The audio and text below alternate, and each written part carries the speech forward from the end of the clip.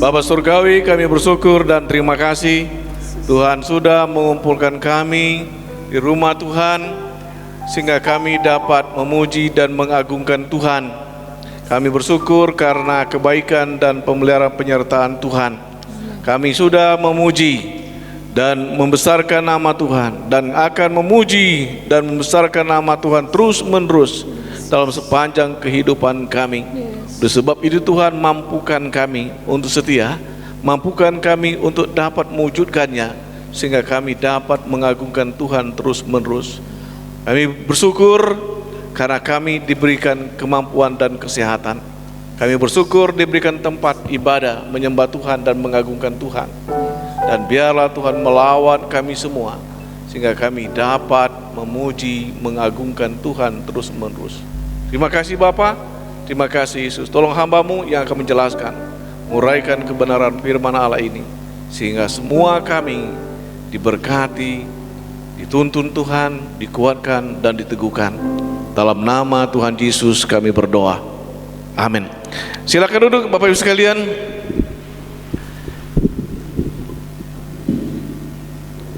Firman Tuhan untuk kita pada hari ini, saya akan bacakan dua bagian firman Allah, tentunya ditambah dengan ayat-ayat yang saya sampaikan.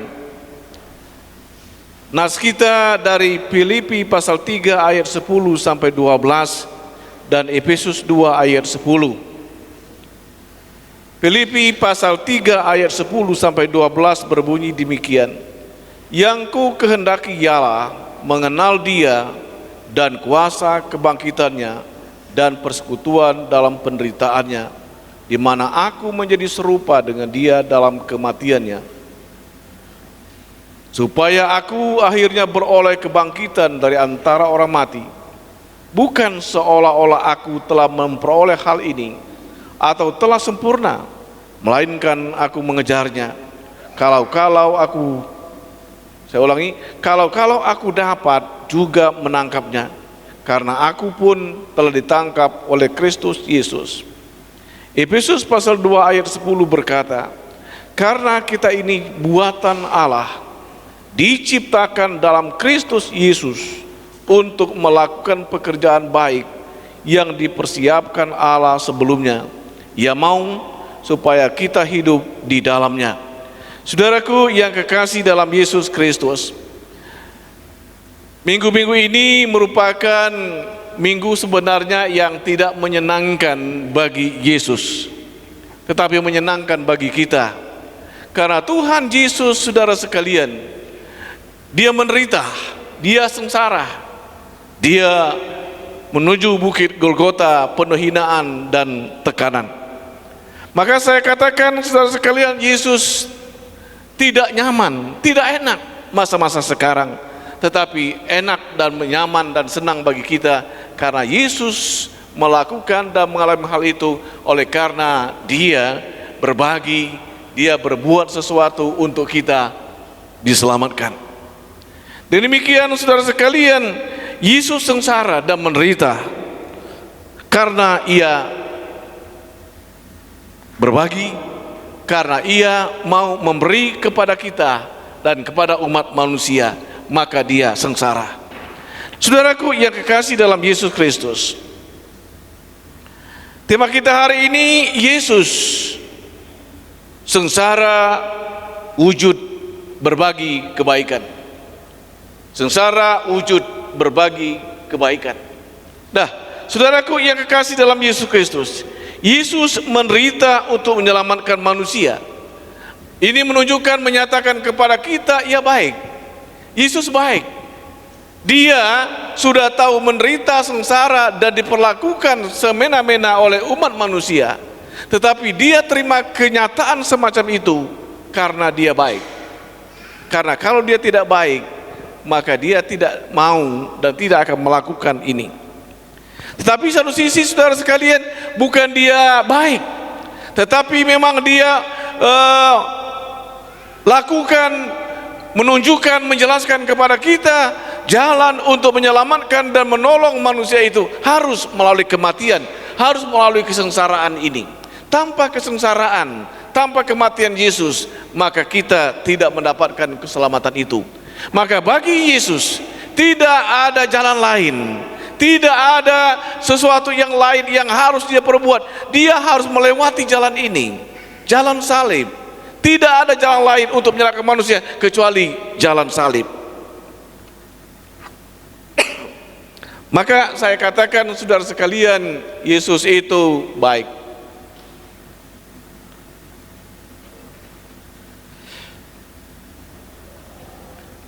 Yesus itu baik. Berarti dalam rangka dia baik, ada unsur kasih di dalamnya. Dia mengasihi umat manusia, dia mengasihi dunia ini. Itu maka dia melakukan perbuatan baik. Selain itu, bukan saja dia mempunyai kasih, tetapi saudara sekalian, orang yang dia punya sesuatu, maka dia bisa berbagi. Dia punya sesuatu, maka dia mau dan mau memberikan apa dia yang punya, yaitu hidupnya, keselamatan yang harus dimiliki oleh umat manusia. Yesus melakukan berbagi dan menyatakan kebaikannya dan sengsara ini. Dia sudah siap berkorban, ya. Dia siap berkorban untuk menyelamatkan, untuk memberikan sesuatu yang bernilai tinggi, dan dia berbuat baik. Siap berkorban. Jadi Bapak Ibu sekalian, orang yang berbagi sebenarnya itu dia siap untuk berkorban, dan dalam arti dia menjawab kalau sesuatu dia berkurang. Misalnya Bapak Ibu dan saya, kita berbagi masalah misalnya uang lah ya kepada sesama, berarti kita siap berkorban, kita mengurangi jatah kita dan sebagainya. Kita punya, tapi kalau tidak punya kita tidak bisa berbagi. Yesus punya, maka dia berbagi, dia mengasihi, dia mencintai, dia berbuat sesuatu dan dia berkorban untuk manusia. Melakukan saudara sekalian kebaikan dan menuju kepada penderitaan ini, Yesus tidak hanya mimpi dan gaya, tetapi Yesus bergerak. Yesus wujud nyatakan. Dia tidak hanya berkata, saya mau mengasihi, saya punya kasih, saya siap berkorban. Dia tidak hanya sampai di kata, tetapi dia wujudkan, dia wujud nyatakan di dalam penderitaannya yang kita ingat dan kita rayakan sekarang ini.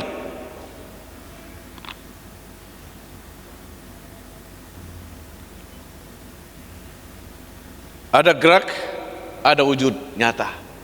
Itulah orang yang mencintai dan mengasihi dan punya kasih dan kebaikan, dan orang yang mau berbagi kepada sesama. Kalau Yesus, dia berbagi karena dia punya dan dia mampu menyelamatkan umat manusia, meskipun dengan cara dan jalan yang sangat menyengsarakan bagi dirinya.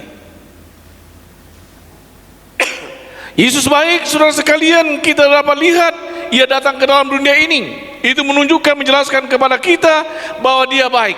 Dia datang, dia sengsara, dia menderita, dia sama seperti kita dan lebih menderita seperti dibandingkan kita. Itu menunjukkan kebaikan Tuhan kepada kita.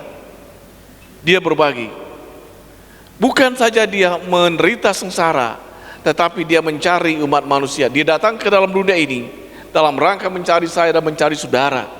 Seandainya saya dan saudara ya tidak dicari Yesus, maka kita tidak bertemu dan tidak ada di sini. Artinya Yesus datang dan mencari kita, maka kita diselamatkan Tuhan, diangkat oleh Tuhan, diambil oleh Tuhan, disatukan oleh Tuhan di dalam keselamatan untuk menyembah Dia dan mengagungkan Dia. Yesus baik, Yesus menderita, maka di dalam perjalanan menuju salib itu dia dihina, dia dicambuk, dia dimaki dengan segala macam kata ya, yang tidak biasa dan tidak seharusnya dia alami dan diterima. Tetapi dalam rangka menyelamatkan umat manusia, dia mau membagikan itu demi keselamatan manusia, demi kehidupan manusia. Maka dia terima cacian, makian, hinaan, penderitaan, kesengsaraan dan segala-galanya. Saudara sekalian, seorang pahlawan bangsa negara, dia berkorban segala-galanya, dia meninggalkan keluarganya, dia meninggalkan apa yang ia punya dan siap mati untuk bangsa dan negara. Tetapi Yesus bukan saja untuk negara, tapi untuk setiap umat manusia di bumi ini. Dia rela sengsara dan menderita untuk menyelamatkan. Yesus tidak menjerumuskan diri ke tengah-tengah kesengsaraan itu. Tetapi Yesus, saudara sekalian, dia disalibkan dan mati, tetapi dia dikuburkan dan bangkit lagi. Kita akan merayakan kemenangan pada tanggal 9. Kita menunjukkan bahwa kita telah diselamatkan oleh Yesus. Dia bangkit. Kita rayakan bahwa kita tidak di dalam penderitaan terus menerus. Yesus tidak menderita selamanya, tetapi dia menunjukkan kekuasaan dan kealahannya. Saudara sekalian, ya baik, dia tidak nongkrong di dalam kubur, tetapi dia bangkit untuk menyiapkan tempat buat saudara dan saya. Dia tidak hanya menderita sengsara, dia tidak hanya mati, tetapi dia bangkit. Dia sampai kepada titik akhir dalam tanda petik, bahwa dia bangkit untuk menyiapkan tempat buat saudara dan saya. Maka kita tidak ada tempat di bumi ini, kita tidak ada tempat lagi di bumi, atau kita meninggalkan bumi ini, sudah ada tempat yang baru, tempat yang kekal, tempat yang menyenangkan, tidak ada air mata. Yesus siapkan buat saudara dan saya. Saudara sekalian, ini sesuatu yang menyenangkan bagi kita yang percaya dan menerima realita ini. Seharusnya kita umat Tuhan, saudara sekalian, kita semakin kuat, semakin setia, semakin tekun, karena ini mengandung kepastian dan jelas terjadi. Bukan kata, bukan informasi belaka, bukan cerita-cerita nenek moyang dan sebagainya, tetapi terjadi, ada di dalam sejarah dunia ini. Fakta ada di tempat yang jelas di Timur Tengah sana. Nah, saudara sekalian, Yesus yang menderita ini dalam berbagi dan memberikan sesuatu dapat dirasakan. Penderitaan dan keselamatan yang Tuhan terjadi dalam Tuhan, maksud saya, dia menderita, dia sengsara, dan dia memberikan keselamatan, itu dapat dirasakan oleh kita. Saya pernah berkata kepada banyak orang, secara khusus saya seringkali katakan kepada orang-orang yang saya ajar dalam katekisasi dan teman-teman yang sama latar belakang seperti saya, kami katakan bahwa ada suatu perbedaan yang menyenangkan dan dirasakan, itu seperti bumi dan langit. Ada seorang ibu berkata kepada keluarganya, bagaimana tatkala engkau percaya Yesus dan terima Yesus? Enak. Bagaimana enaknya? Saya tidak bisa lukis, tetapi enak, menyenangkan di dalam Kristus. Nah, ini saudara sekalian, kebaikan Tuhan, pengorbanan Tuhan itu dapat dirasakan oleh setiap insan, umat manusia yang percaya dan menerimanya. Kalau Bapak Ibu belum merasakan, perlu berdoa dan periksa kita, apakah kita sudah bertemu dengan Yesus secara pribadi. Karena keselamatan, pertemuan dengan Yesus dapat dirasakan, dialami oleh setiap orang.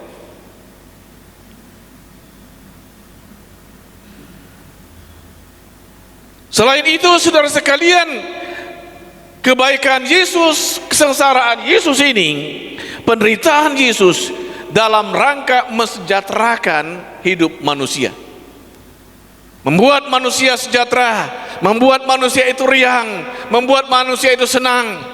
Ini dirasakan bagi kita yang berjumpa dengan Tuhan dan terima Tuhan. Kita rasakan, kita alami di dalam kehidupan ini. Maka kekersanan itu bukan hanya sekedar kata, bukan ada suatu penghayal, tetapi dapat dirasakan, dialami oleh setiap insan, umat manusia yang terima Yesus. Dia merasa senang, dia merasa riang, Di tengah-tengah pergumulan, di tengah-tengah beban yang berat, tapi dia tetap merasa riang dan senang, seolah-olah dia tidak ada pergumulan dan tidak ada beban, tetapi dia memperlihatkan kesenangan dan kesukaannya karena Yesus bersama-sama dengan dia. Dapat dirasakan. Saudaraku yang kekasih dalam Yesus Kristus, dengan demikian firman Allah hari ini menjelaskan kepada kita, Yesus sengsara dan menderita karena untuk menyelamatkan umat manusia, dan dia mampu dan dia sanggup, maka dia berbagi. Dia berbagi. Dia tidak hanya menikmati kedamaian, kesukaan sendiri, tetapi dia berbagi kepada saudara dan saya. Maka dia sengsara, dia menderita, dia mati, dan dia bangkit. Yesus sengsara dan menderita karena berbagi, karena memberi untuk umat ciptaannya. Saudaraku yang kekasih dalam Yesus, kalau kita membaca Efesus pasal 2 ayat 10 tadi, kita berbagi atau melakukan kebaikan karena kita diciptakan Tuhan. Seharusnya umat manusia itu, saudara sekalian, karena kita sebagai ciptaan Tuhan, maka kita berbagi informasi, berbagi apa yang dapat kita berikan dalam rangka menolong sesama. Kita menginformasikan, berbagi tentang kasih Tuhan, tentang Injil Tuhan, tentang kabar baik, karena kita ciptaan Tuhan. Kita diciptakan untuk berbuat baik. Saya sangat terharu dengan anaknya Rosa. Saya kadang-kala ajak dia ke Indomaret. Dia sukanya coklat. Ya, sudah itu saya bawa ke Indomaret. Silakan diambil. Coklat yang kotak itu diambilnya satu. Cukup. Tapi ingat, untuk kokeken anaknya Putri, diambilnya satu lagi. Dia tidak hanya untuk diri sendiri. Saya pikir anak ini kok kecil tapi sudah bisa berbagi. Dia ingat, dia mau berbagi kakaknya. Ya. Nah, artinya saudara sekalian, ingin saya katakan di sini, berbuat baik itu sejak kita diciptakan sudah ada unsur itu. Kita berbuat baik. Ya. Tetapi kadangkala orang berbuat baik untuk keselamatan. Tetapi dalam Efesus pasal 2 ayat 8 sampai 10, berbuat baik itu karena kita diciptakan Tuhan, ciptaan Tuhan, maka kita berbuat baik, bukan untuk diselamatkan. Diselamatkan itu hanya semata-mata anugerah Tuhan, pemberian Tuhan kepada kita. Nah, jadi Bapak sekalian, kalau kita umat Tuhan berbuat baik, berbagi kepada sesama, satu sisi kita ciptaan Tuhan, satu sisi kita ada di dalam Kristus, maka dua-duanya memperkuat kita untuk berbuat sesuatu untuk sesama, untuk pekerjaan Tuhan, dan untuk bangsa dan negara. Kita berbagi dan berbuat baik karena ciptaan Tuhan. Kita berbagi dan berbuat baik, saudara sekalian, sebagaimana Yesus melakukan perbuatan baik. Dia menderita sengsara di kayu salib dan bangkit, itu dalam rangka dia melaksanakan perintah, melaksanakan instruksi Tuhan, bahwa kita harus menginformasikan kebaikan Tuhan di dalam kehidupan ini. Kita menginformasikan keselamatan daripada Tuhan. Kita berbagi tentang pengalaman kita bersama-sama dengan Tuhan, pengalaman kita, karya Tuhan, pekerjaan Tuhan dalam hidup kita. Sebagaimana sering saya katakan tadi, saya menikmati ikut Tuhan itu ada satu perbedaan dari bumi sampai ke langit, seperti langit, jauh sekali. Yang saya rasakan sebelum percaya Tuhan dan umat Tuhan lain rasakan. Melaksanakan firman Tuhan itu merupakan wujud kita berbagi, atau kita berbagi, kita melakukan sesuatu kebaikan kepada sesama, dan kita berbuat sesuatu untuk Tuhan karena kita melaksanakan firman Tuhan. Yesus Tuhan melaksanakan tugasnya di bumi ini. Saudara sekalian, Yesus datang ke dalam dunia ini, dia sengsara, dia menderita, dia mati dalam rangka meringankan atau mengambil alih beban umat manusia.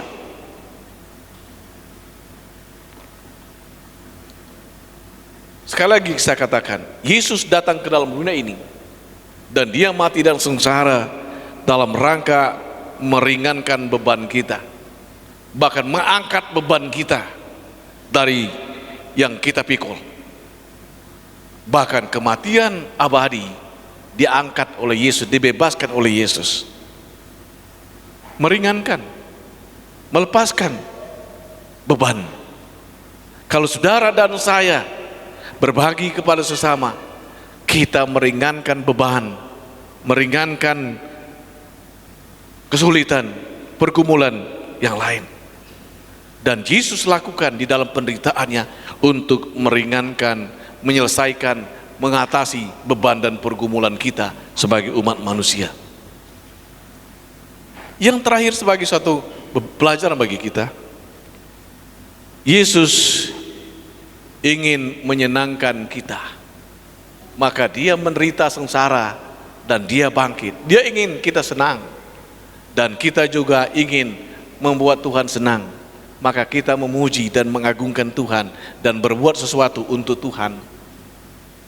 Kita juga bukan saja untuk Tuhan, tetapi kita berbuat sesuatu untuk sesama kita. Saya tadi malam dapat WA dari teman. Mereka senang dan panggilan mereka pelayanan dari tempat ke tempat. Dia katakan mereka panggil abang ke saya karena saya senior dalam rangka ya percaya Tuhan. Bang, kami sekarang lagi di sini, lagi pelayanan di sini. Saya memberikan semangat kepada mereka, maju terus, tetap semangat, tetapi tetap berhati-hati. Karena kadangkala tidak berhati-hati menjerumuskan diri kita, seharusnya tidak terjadi, tetapi akhirnya juga terjadi karena kurang hati-hati. Saudaraku yang kekasih dalam Yesus, segala sesuatu yang kita buat untuk sesama dan untuk Tuhan, untuk menyenangkan Tuhan, untuk mengagungkan Tuhan, untuk membesarkan nama Tuhan, dan menjadi kesaksian bagi dunia ini bahwa kita umat Tuhan. Biarlah firman Allah ini menolong kita, memberkati kita di hari-hari yang akan datang. Tuhan berkati. Kita berdoa. Bapa Surgawi, kami bersyukur dan terima kasih untuk firman Allah. Tuhan tolong kami, bimbing kami dan berkati kami. Mampukan kami untuk dapat mengerti dan memahaminya. Jelaskan lagi lebih dalam kepada kami semua, agar kami mengerti dan paham apa yang harus kami perbuat dan apa yang harus kami lakukan. Daripada itu Tuhan, mampukan kami untuk melakukannya, karena manusia kami manusia lemah yang tidak berdaya.